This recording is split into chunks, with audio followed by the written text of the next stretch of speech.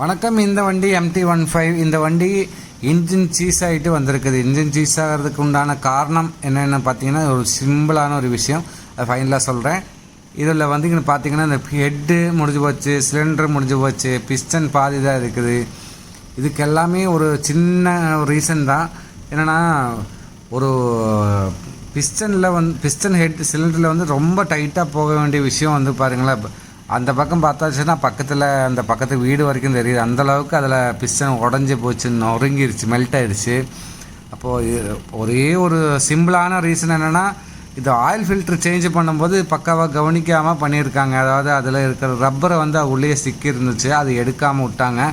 கரெக்டாக அந்த oil pump போகிற ஹோல்ஸ், ஆயில் மேலே ஹெட்டுக்கு ஏற ஹோல்ஸில் வந்து இந்த ரப்பரோட துண்டு நிற்கிது. அவ்வளோதான். இதில் வந்து இன்ஜின் சீஸ் ஆகிடுச்சு. 10-22,000 செலவாகி போச்சுங்க. Thanks for